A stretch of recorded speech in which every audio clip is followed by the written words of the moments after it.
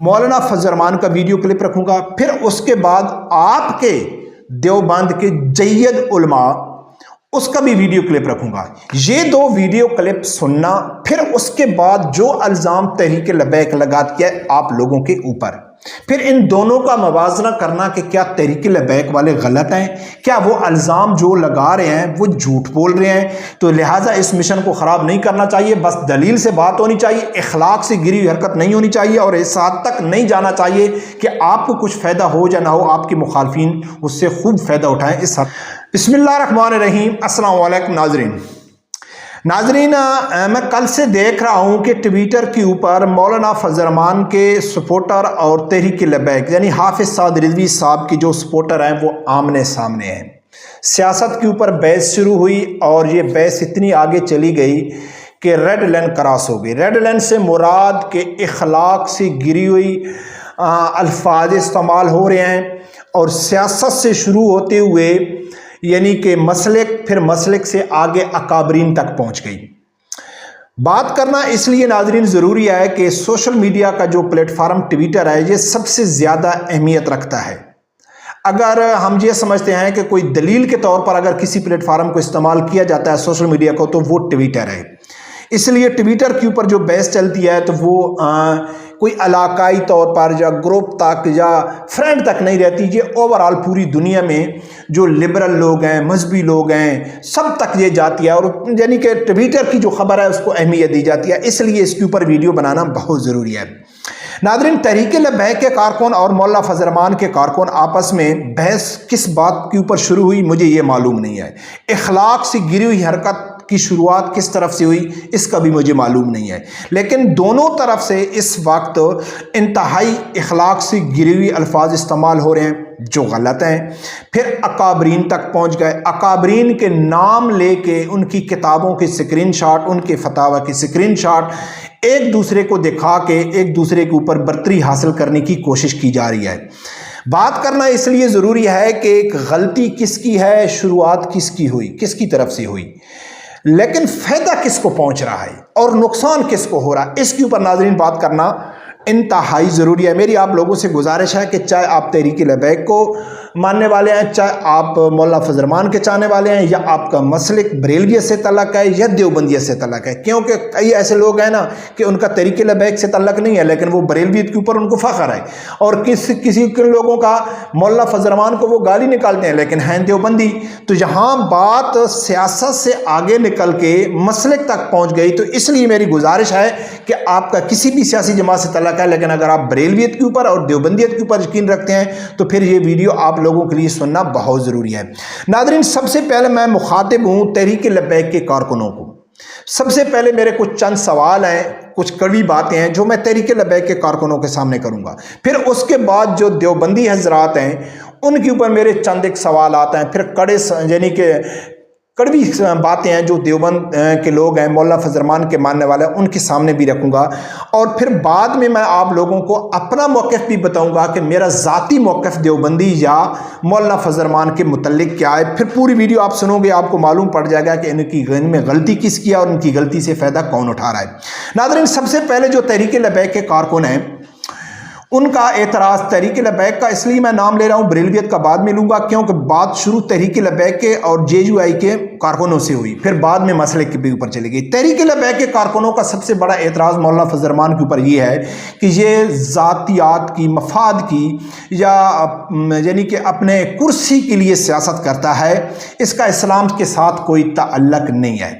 यानी कि ख़त्म नबूवत, नामूस रिसाला जब पाकिस्तान में जितने भी अहम इशू इस हवाले से हुए तो मौलाना फजल रहमान खामोश रहे, उसका कोई किरदार भी नहीं है, उसने कभी भी कहीं भी आवाज़ नहीं उठाई। ये इल्ज़ाम है तहरीक लबैक का यानी कि मौलाना फजल रहमान के ऊपर कि ये नाम दीन का लेता है, नाम इस्लाम का लेता है, लेकिन ये सिर्फ अपनी कुर्सी के लिए करता है।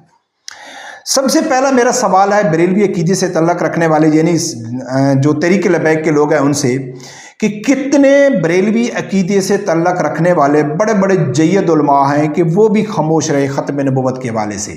यानी कि नवाज शरीफ के दौर में ख़त्म नबूवत के ऊपर जब डाका डाला गया तो वो भी खामोश रहे।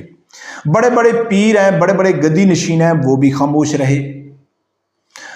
बात रही ज़ातियात की, यानी कि पावर पॉलिटिक्स की, यानी कि अपना दीन इस्तेमाल करके अपनी कुर्सी के लिए, तो बहुत सारे हकीकत है, बाबा जी भी यही बातें करते थे कि बड़े बड़े गद्दी नशीन भी हैं कि जो बड़ी बड़ी गाड़ियों की चाबियां, लैंड क्रूजर फॉर्चूनर की गाड़ियां लेके वोट देते हैं, कभी पीपल पार्टी को, कभी नून लीग को, कभी इमरान खान को। तो यानी कि जो अल्ज़ाम आप मौलाना फजल रहमान के ऊपर लगा रहे हैं वही अल्ज़ाम तो आपके ऊपर भी हैं, बरेलवी अकीदत तलक रखने वाले उलमा अकराम के ऊपर भी हैं। तो इसको इतना ज़्यादा सीरियस या इस हद तक निकल जाना कि आप इखलाक से गिरी हुई हरकत अगर सामने से भी हो रही है तो तहरीक लबैक के कारकुनों को नहीं चाहिए कि वो इखलाक से गिरी हुई हरकत करें। तो मेरा ख्याल में इस चीज़ को देख के यानी कि मसलक तक पहुंचना, फिर अकाबरीन तक पहुंचना, तो मेरे ख्याल में तहरीक लबैक के कारकुनों को ऐसा नहीं करना चाहिए। अब नाजरीन बात करते हैं जो मौलाना फजल रहमान के मानने वाले हैं, देवबंद अकीदे से तल्लक रखने वाले हैं। अब देवबंद अकीदे से तल्लक रखने वाले के ऊपर सबसे ज़्यादा इल्ज़ाम इसलिए लगता है कि आपका मौलाना फजल रहमान दीन का नाम लेता है, मज़हब का नाम लेके सियासत कर रहा है। अगर बरेलवी कोई उलमा या बरेलवी गद्दी नशीन अगर वो ज़ातियात की, यानी कि ज़ातियात के लिए वोट देते हैं या ख़त्म नबूवत नामूस रिसालत के लिए खामोश रहते हैं, तो उनका सियासत में कोई किरदार नहीं है। वो दीन के नाम पे सियासत नहीं कर रहे हैं। दीन के नाम पे जो जमात सियासत कर रही है तहरीक लबैक, वो कुर्बानियां भी दे रही है और वो जाने भी दे रही है, वो सब कुछ कर रही है। लेकिन आपकी जमात देवबंदियों की जो जमात है, जमात जो मौलाना फजल रहमान की, ये नाम इस्लाम का ले रहे हैं, लेकिन कभी भी इन लोगों ने ख़त्म नबूवत का जो मसला पाकिस्तान में हुआ या नामूस रिसालत का हुआ, आसिया मौलूना का वक्त था, मुमताज़ हुसैन कादरी शहीद के वक्त थे, या नवाज शरीफ के दौर में ख़त्म नबूवत के कानून में तरमीम थी, या कहीं भी पाकिस्तान में अगर कहीं भी कुरान पाक की बेहुरमती होती है कि या किसी सहाबा कराम या आले बैत या नबी पक्का सल्लल्लाहु अलैहि वसल्लम की शान में गुस्ताखी होती है, तो अमूमन उसकी जो मुद्दई होते हैं वो तहरीक लबैक होती है। जब तहरीक लबैक ही काम कर रही है, तहरीक लबैक ही कुर्बानियां दे रही है, तो उनका इल्ज़ाम मौलाना फजल रहमान के ऊपर जायज़ है। अब आप कहेंगे कि नहीं ही जी इल्ज़ाम है, हम तो यानी कि आवाज़ उठाते हैं, हम तो ख़त्म नबूवत के पहरेदार हैं, हम तो सब कुछ हैं। लेकिन मैं आप लोगों के सामने मौलाना फजल रहमान का एक वीडियो क्लिप रखूंगा, फिर उसके बाद आपके देवबंद का मैं इसलिए पहले भी मैं जिक्र किया, अब भी जिक्र कर रहा हूं कि मेरा यहाँ बात बरेलवी या देवबंद नहीं है।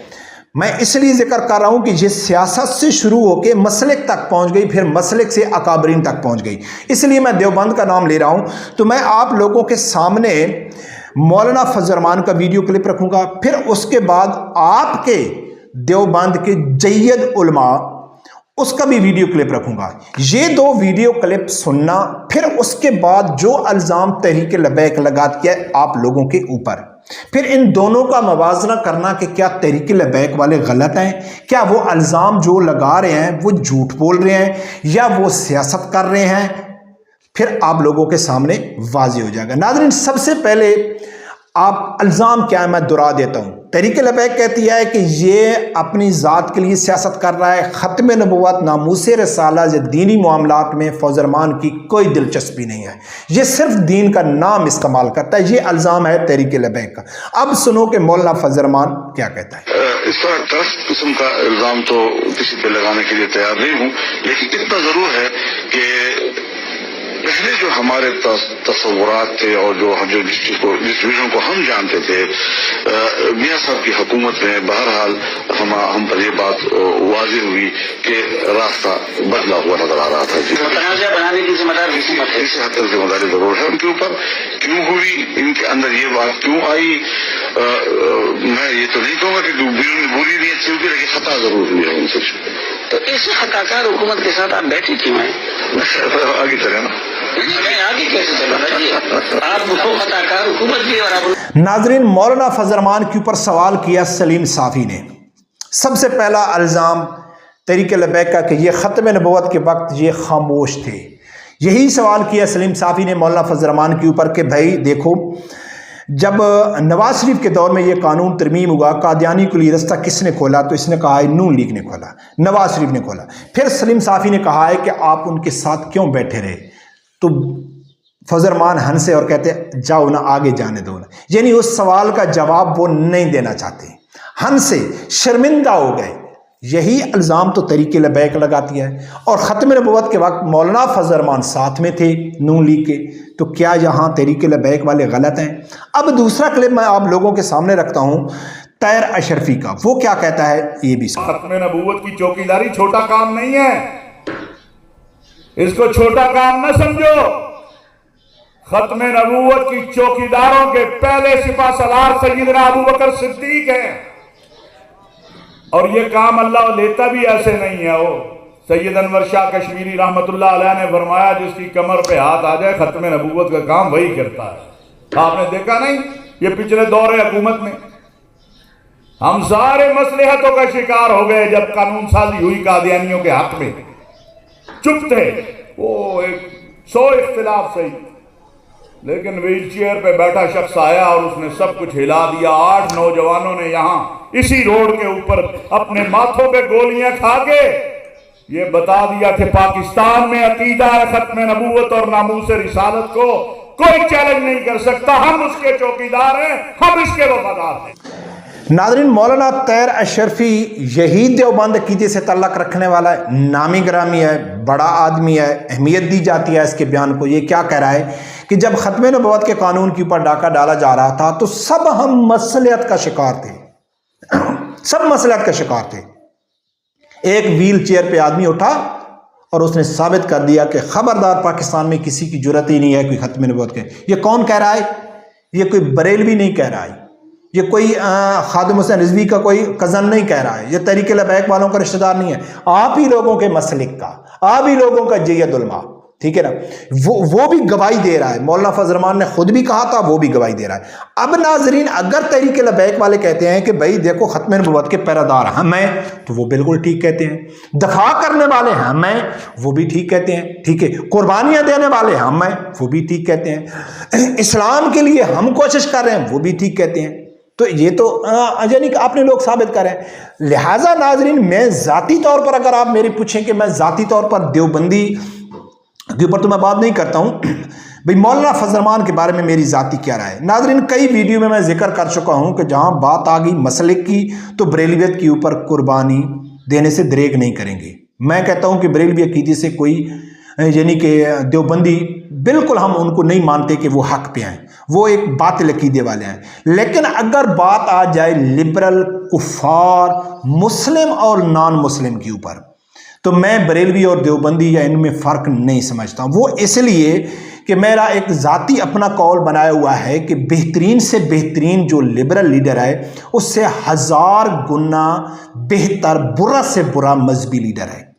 اگر مذہبی لیڈر جیسا کہ مولانا فضل الرحمان نے آواز نہیں اٹھائی، یا پیروں فقیروں نے آواز نہیں اٹھائی، یا بریلوی علماء نے آواز نہیں اٹھائی نا، لیکن کم از کم یہ کبھی نہیں کہیں گے کہ بھائی یہ کام جائز ہے، شراب پینا جائز ہے، سود جائز ہے، بے حیائی جائز ہے، ناموس رسالت کے اوپر یعنی کہ اگر کوئی یعنی کہ نبی پاک شان میں گستاخی کرتا ہے تو وہ کہے گا کہ یہ آزادی رائے ہے، یہ کوئی مسئلہ نہیں۔ کبھی بھی مذہبی علماء چاہے وہ کسی بھی مسلک سے تعلق رکھتا ہو وہ یہ نہیں کہے گا۔ تو میں یہ ذاتی طور پہ سمجھتا ہوں کہ اس وقت پاکستان میں میں ذات کی اس لیے کہا رہا ہوں کہ بہترین سے بہترین جو لبرل لیڈر ہے اس سے 1000 گنا بہتر، برا سے برا مذہبی لیڈر ہے۔ لہٰذا ناظرین، ان کو تو کچھ نہیں ہوگا، یعنی کہ اب مذہبی جماعتوں کو الگ کیا گیا تو اسی طرح یعنی یہ نہیں دیکھیں گے کہ یہ دیوبندی ہیں، یہ بریلوی ہیں، یہ علیحدی، وہ کہیں گے یہ مسلمان ہیں نا، یہ مذہبی لوگ ہیں نا، ان کو سائڈ میں کرو اور لبرل کو حکومت میں لے کے آؤ۔ اب اس وقت اختلاف اس حد تک آگے نہیں جانا چاہیے۔ بابا جی علامہ خادم حسین رضوی رحمۃ اللہ علیہ کہتے تھے کہ بڑے بڑے یعنی کہ دیوبندیوں کو جید علماء میرے پاس آتے تھے، بڑے بڑے، میں ذاتی طور پر جانتا ہوں بڑے بڑے دیوبندیوں کو جو علامہ خادم حسین رضوی رحمۃ اللہ علیہ کے مرید ہیں، اس کے چاہنے والے ہیں۔ تو لہٰذا اس مشن کو خراب نہیں کرنا چاہیے، بس دلیل سے بات ہونی چاہیے، اخلاق سے گری ہوئی حرکت نہیں ہونی چاہیے، اور اس حد تک نہیں جانا چاہیے کہ آپ کو کچھ فائدہ ہو یا نہ ہو، آپ کے مخالفین اس سے خوب فائدہ اٹھائیں، اس حد تک نہیں جانا چاہیے۔ رب پروردگار سے یہی دعا ہے، اللہ تعالیٰ ہر آدمی کو حق سچ سننے کی اور اس کے ساتھ کھڑے ہونے کی توفیق عطا فرمائے۔